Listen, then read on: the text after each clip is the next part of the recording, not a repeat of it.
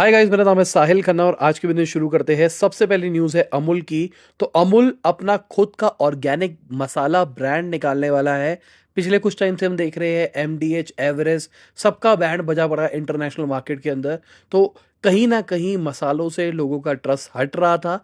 अमूल पे बहुत सारे लोग ट्रस्ट करते हैं, तो अमूल उसी को कैपिटलाइज करने के लिए ऐसा कर रहा है। बहुत स्मार्ट मूव है इनका। जो सुपर मिल्क है वो भी जल्दी निकल सकता है। कहा जा रहा है अगले हफ्ते से शायद मार्केट में अवेलेबल भी हो जाए। जिनको नहीं पता सुपर मिल्क क्या है, ये वे प्रोटीन वाली मार्केट को हिट करने का प्लान कर रहे हैं। इनका प्लान है कि भाई एक गिलास दूध के अंदर आपको 35 ग्राम प्रोटीन मिलेगा। वही वाला लॉजिक हो गया जो आपको प्रोटीन के डब्बे के अंदर यही स्कूप डालने में मिलता है, वही आपको दूध से न्यूट्रिशन मिलेगा। जो कि मुझे लगता है बहुत ही स्मार्ट चीज़ है। बाकी प्राइसिंग बहुत इंपॉर्टेंट रोल प्ले करने वाली है।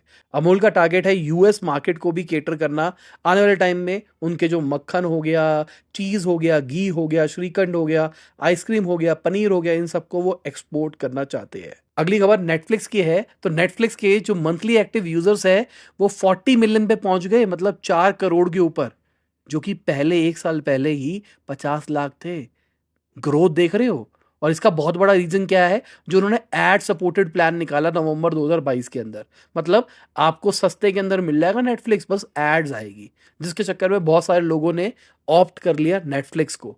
अब नेटफ्लिक्स के पास में यूजर बेस आ गया है जो कि ऐड देखना पसंद कर रहे हैं। तो नेटफ्लिक्स बाकी कंपनी के साथ में टाई अप करके अपना खुद का ऑटोमेटेड एड बाइंग का सिस्टम निकाल सकता है, जहां पर उन लोगों को टारगेट किया जा सकता है जो कि शायद कोई वेब शो देख रहे हैं, कोई स्पेसिफिक चीज देख रहे हैं। बहुत स्मार्ट चीज हो सकती है भाई ये। मर्चेंडाइज बेचे, पता नहीं क्या क्या किया जा सकता है। तो बहुत स्मार्ट चीज हो सकती है, क्योंकि समझने की कोशिश करो। अगर हम हॉटस्टार के साथ बात करके चले, हॉटस्टार भी ऐसा ही कुछ अलाउ करता है। अगर आप हॉटस्टार पे ऐड रन करते हो तो आप भी ये चीजें कर सकते हो। बट कहानी ये है, माना जाता है ऐसा कि हॉटस्टार की जो ऑडियंस है वो प्रीमियम नहीं है, बट नेटफ्लिक्स की ऑडियंस कहीं ना कहीं प्रीमियम है। वहां पर शायद कन्वर्जन रेट हाई हो। आने दो, फिर मैं टेस्ट करूंगा, फिर मैं आपको बताऊंगा कि वो चीज़ अच्छी भी है या फिर हम सिर्फ हाइपोथेसिस लगा के ये चीज़ें सोच रहे हैं। बाकी यार, मैं एक एक्सपेरिमेंट कर रहा हूँ जिसके लिए मैं आपका कोई डेटा नहीं लेने वाला हूँ। मैंने पेज के ऊपर कोई कुकी नहीं लगाई है। मैंने आपकी कोई लॉगिन डिटेल नहीं मांगी है। नीचे डिस्क्रिप्शन में एक लिंक दिया है, आपको लिंक पे क्लिक करना है। आपको अपनी डेट ऑफ बर्थ भरनी है, बस। डेट ऑफ बर्थ भरो, नेक्स्ट करो। वो बताएगा आपका प्रीवियस डे कैसा गया था, क्योंकि वो निकल चुका है और आपको पता होगा वो दिन कैसा गया होगा। अगर हमने प्रिडिक्शन सही की है तो आप कर देना यस। अगर हमने प्रिडिक्शन गलत करी है तो आप कर देना नो। और आप कमेंट्स के अंदर डाल देना कि भाई क्या प्रिडिक्शन में हमने प्रॉब्लम करी है। सिमिलरली हमने इसके अंदर ईयर वाला ऑप्शन भी डाला है। आपको हम ये बताएंगे आपका पिछला साल कैसा गया था। आप बताना हमने सही प्रिडिक्शन करी है तो कर देना यस, गलत करी है तो कर देना नो। और जो भी इस एक्सपेरिमेंट का रिजल्ट निकल के आएगा ये मैं आपके साथ में शेयर करूंगा। मेरा आइडिया ये है, मेरे पास में एक हाइपोथेसिस है, उसको मैं टेस्ट करना चाहता हूं। और जैसे ही मेरे पास एक्यूरेसी आएगी, मैं उस रिसर्च को आप लोगों के लिए निकाल दूंगा।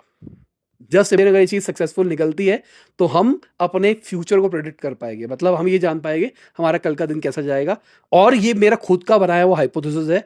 मैंने अभी के टाइम पे कुछ 30-40 लोगों के ऊपर उसको एक्सपेरिमेंट किया है। मैं कहूंगा तुक्के लगने का परसेंटेज है वो रिलेटिवली हाई है। तो अभी प्लीज इसको करो। मैं आपको रिकमेंड अपने पापा मम्मी, आप जितने लोगों से करवा सकते हो उतने लोगों से करवाओ। और उनका एक्चुअल डेट ऑफ बर्थ भरना और उनका यस और नो भरना, और कैसा गया कैसा नहीं गया। अगर हम गलत होते हैं तो प्लीज आंसर भी लिखना, ताकि हम उसको रिसर्च कर पाए और फिर हम इसको मॉडल को और बेटर बना पाए। अगर हमने इसको बना लिया ना तो भाई समझो मजा आ जाएगा। अगर मैं जोहो की बात करके चलूं तो जोहो अपने चिप के बिजनेस के अंदर $700 मिलियन इन्वेस्ट कर सकता है। हमारी गवर्नमेंट ने $10 बिलियन का एक पैकेज निकाला है, जहां पर सेमीकंडक्टर इंडस्ट्री को बूस्ट करना है इंडिया के अंदर। हमारी जो ताइवान पे इतनी ज्यादा डिपेंडेंसी है उसको हम कम कर पाए, इसके चक्कर में प्लान है। बाकी जोहो का तो प्लान है कि सिलिकॉन का कोई ऑल्टरनेटिव वो ढूंढेगा। अगेन टाइम बताएगा क्या करेंगे क्या नहीं करेंगे। अगली खबर ब्लिंकिट की है। तो भाई सब्जी मंगाने पे धनिया फ्री देने वाला है ब्लिंकिट। और ये बहुत ही अच्छी मार्केटिंग टेक्निक है। बहुत ज़्यादा रेट नहीं है इस टाइम पे धनिया का। आज के टाइम पे अगर आप ब्लिंकिट से मंगाते हो 1-2 रुपए में गड्डी आ जाती है। अब वो 1-2 रुपए का ही खर्चा कर रहे हैं और उसी के साथ में मार्केट कर रहे हैं, सब्जी के साथ धनिया फ्री। ये जो लोकल मार्केट वाले होते हैं उनसे कम्पीट करने का प्लान कर रहे हैं। बहुत स्मार्ट है। साथ में ज़ोमैटो की बात करके चले तो ज़ोमैटो हेल्थियर चॉइस का ऑप्शन निकाल रहा है, जहाँ पर अगर आप जैसे बटर नान ले रहे हो तो उसके अंदर ऑप्शन आएगा तंदूरी रोटी का, ताकि आपको गिल्ट ना हो कि आपने गलत खा लिया या बहुत ज़्यादा गलत खा लिया है। सिंपल सी बात, जो लोग ज़ोमैटो, स्विगी से ऑर्डर कर रहे हैं, वो कहीं न कहीं अनहेल्दी पाथ पे तो चल ही रहे हैं ना। तो उस गिल्ट को कम करने के लिए कर रहे हैं, बट कहानी ये है, ये अपना रेवेन्यू कम कर रहे हैं इस चीज़ से। आप नान मँगा रहे थे, अब नान की जगह आपको तंदूरी रोटी ली तो एवरेज ऑर्डर वैल्यू घट गया। तो ज़ोमैटो को तो कम मिला तो कम पैसे कमाएगा। तो क्या यहाँ पे ज़ोमैटो को ये प्लान है कि भाई लोगों को ड्रॉप ऑफ ना हो? कि लोग बाहर से जो मंगाते हैं उसके बाद गिल्ट हो जाता है, इस चक्कर में वो दोबारा नहीं मंगाते। तो गिल्ट नहीं होगा तो ज़्यादा मंगाएंगे, ये तो नहीं है कि फ्रीक्वेंसी बढ़ जाएगी। ये आप कमेंट सेक्शन में बताओ, आपका क्या पॉइंट ऑफ व्यू है? क्या अगर आपको गिल्ट नहीं होगा तो आप फ्रीक्वेंसी बढ़ाओगे? अगर मैं फ़ोन पे की बात करके चलूँ तो फ़ोन पे श्रीलंका के अंदर लॉन्च हो गया है। लंका पे के साथ में कोलैबोरेट इन्होंने कर लिया है। अगर आप श्रीलंका जाते हो तो फ़ोन पे से ही डायरेक्टली पेमेंट कर पाओगे। बहुत स्मार्ट चीज़ है अगर देखा जाए तो। अगली खबर एप्पल की है, तो एप्पल कह रहा है भाई नए जो उनका आईपैड और आईओएस का अपडेट आने वाला है, उसके अंदर आप आंखों से स्क्रॉल कर पाओगे स्क्रीन को, मतलब उंगली हिलाने की भी जरूरत नहीं है। आलस एट इट्स पीक। बेसिकली उनका कहना है कि आई ट्रैकिंग कर रहे हैं, आज के टाइम पे एआई बहुत एडवांस हो गया है, तो बहुत आराम से इसको किया जा सकता है। अभी पिछले कुछ टाइम से हम देख रहे हैं बहुत सारी कंपनीज ने इसको ट्राई किया है और बहुत ही गंदे तरीके से फेल किया है। एप्पल को देखते हैं किस लेवल पे उसको कर पाता है। क्योंकि अब दुनिया बदल रही है ना, एआई थोड़ा सा फास्टर हो रहा है, चिप थोड़ी सी स्मार्टर हो रही है। बाकी मुझे लगता है कि एप्पल ने आपके फ्रंट कैमरे का एक्सेस लेने के लिए एक और नया तरीका निकाल दिया है। आई ट्रैकिंग के नाम पे आपकी आंखों का, आपकी शक्ल का, आप क्या एक्सप्रेशन बना रहे हो, क्या कर रहे हो, सब कुछ ट्रैक कर पाएगा, है ना। बढ़िया चीज़ है। दुनिया कितनी अच्छी जा रही है। एआई के नाम पे कुछ भी डेटा कलेक्ट किया जा रहा है। अगली खबर ओरबो की है, जो कि शार्क टैंक के अंदर आया था। उनको एक्वायर कर लिया है नियोजन ने। बेसिकली एआई लेयर बना रखी है उन्होंने, जहां पर आप कलर चेंज, लिपस्टिक चेक कर सकते हो, बहुत कुछ कर सकते हो। विनीता ने इसके अंदर इन्वेस्ट भी किया था और वो एक्साइटेड थी। बहुत सारे जो शार्क्स थे वो क्रिटिसाइज भी कर रहे थे, पर देखो यार, विनीता को एग्जिट भी मिल गया इतनी जल्दी।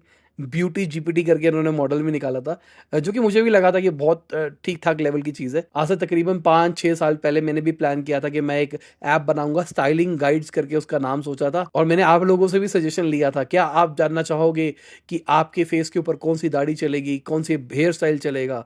आप किस स्किन टोन के हो तो आपको कौन सा कलर के कपड़े पहनने चाहिए, कौन सा उसके साथ में मैच करेगा? ये मैंने सवाल पूछा था। बहुत सारे लोगों ने इंटरेस्ट दिखाया था, बट वो प्रोडक्ट ऐसा था जो कि बन के ही राजी नहीं हुआ, और मुझे लगता है इन्होंने उसको और अच्छे लेवल पे निकाला है। अगली खबर मेक माई ट्रिप की है, तो उनके शेयर प्राइसेस 12% बढ़ते हुए दिखाई दिए।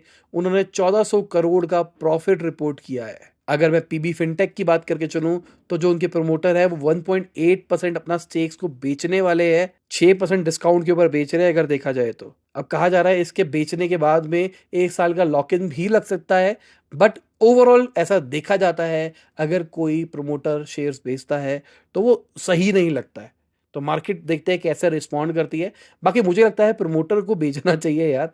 इतनी मेहनत करी है, अब बेचोगे, सेकेंडरी शेयर सेल करोगे, तभी तो इतने साल की जो मेहनत करी है उसका रिजल्ट दिखाई देगा। अभी रिसेंटली जो इनका Q4 का रिजल्ट निकल के आया था, 60 करोड़ का इन्होंने क्वार्टरली प्रॉफिट रिपोर्ट किया था। अगर मैं वोडाफोन आइडिया की बात करके चलूं, तो उन्होंने Q4 के अंदर 7,666 करोड़ का लॉस रिपोर्ट किया है। आरपू 146 रुपीज के ऊपर है। 7.6% ईयर ऑन ईयर इंप्रूव कर रहे हैं। रेवेन्यू थोड़ा सा इंप्रूव होता हुआ दिखाई दिया है, बट भाई लॉसेस बहुत ज़्यादा बढ़ रहे हैं। मुझे समझ में नहीं आ रहा है बचेगी कैसे कंपनी। एफपीओ निकाले जा रहे हैं, अलग अलग तरीके करे जा रहे हैं, 5G लॉन्च कर देंगे, ये कर देंगे। भाई इतना लॉस कैसे झेला जाएगा, ये नहीं समझ में आता। अगर मैं रेडिट की बात करके चलूँ, तो उनके शेयर प्राइसेस भी बढ़ते हुए दिखाई दिए है। 12% से ओपन एआई से उनकी डील फाइनल हो गई है, बेसिकली इसलिए बढ़ते हुए दिखाई दिए है। ओपन एआई रेडिट का डेटा यूज करेगा अपने मॉडल को और ज्यादा इंप्रूव करने के लिए। कहा जा रहा है ये लाइसेंसिंग डील $200 मिलियन की होने वाली है। गूगल से भी इन्होंने यही सेम प्लानिंग करी थी। पर मजे की बात यह है, सैम ऑल्टमैन जो कि ओपन एआई के सीईओ है, वो रेडिट के अंदर 8.7% स्टेक होल्ड करते हैं। अगर हम एनवीडिया के सीईओ की बात करके चले, तो एनवीडिया पिछले कुछ टाइम में बहुत तेजी से बढ़ता हुआ दिखाई दिया है, तो इसके चक्कर में उनकी सीईओ की सैलरी भी बढ़ती हुई दिखाई दी है। 60% हाइक दिखाई दिया है। अगर हम पॉटर की बात करके चले, तो भाई वो यूनिकॉर्न बन गया है। 2024 का तीसरा यूनिकॉर्न बना है। पहला कौन था? कृत्रिम, जो कि ओला के फाउंडर का है। दूसरा कौन था आप नीचे कमेंट सेक्शन के अंदर बताओ, और तीसरा ये बन गए हैं। बाकी अगर पॉटर की बात करके चले तो पॉटर ने अपना रेवेन्यू डबल किया है फाइनेंशियल ईयर 23 के अंदर, अगर उसको फाइनेंशियल ईयर 22 से कंपेयर करके चले तो। बट कहानी ये है, जो वैल्यूएशन बढ़ती हुई है दिखाई दे रही है ना, ये ईसॉप्स को बेच के ही हो रहा है, मतलब सेकेंडरी शेयर सेल हो रही है। ये जो वैल्यूएशन बढ़ी है 25 करोड़ रुपए रेज किया गया है, 15 से 20 इंडिविजुअल्स को बेचे गए हैं 25 करोड़ के शेयर्स, और उसके चक्कर में शेयर प्राइसेस बढ़े हैं। इससे पहले भी 2023 की स्टार्टिंग में हमने देखा था, इन्होंने $700 मिलियन की वैल्यूएशन छू ली थी, और इन्होंने यही सेम किया था, ईसॉप बेचे थे 7 से 8 करोड़ रुपए के। अगली खबर रिलायंस की है, तो रिलायंस एसोस को, जो कि एक यूके का लिस्टेड ब्रांड है, उसको इंडिया में लेके आ रहा है, और ये खबर आते ही इनकी शेयर प्राइसेस बढ़ते हुए दिखाई दिए एसोस वालों के, ऑलमोस्ट 4%। रिलायंस की बात करके चले तो इंडिया के अंदर बड़े बड़े ब्रांड्स को कंट्रोल कर रहा है, जैसे टिफनी हो गया, बेलेंसियागा हो गया। बट अभी रिलायंस रिटेल ने कुछ क्लैरिफाई नहीं किया है भाई, कब बेचेंगे, क्या होगा क्या नहीं होगा। और इसी के साथ आज की बिजनेस न्यूज खत्म होती है। उम्मीद करता हूं आपको मजा आया होगा। लाइक कर देना, शेयर कर देना, कमेंट बताना वीडियो कैसी लगी। बाय, गुड नाइट, शब, खुदा हाफिज, गुड मॉर्निंग, आफ्टरनून, जब भी आप वीडियो देख रहे हैं। जय हिंद, वंदे मातरम।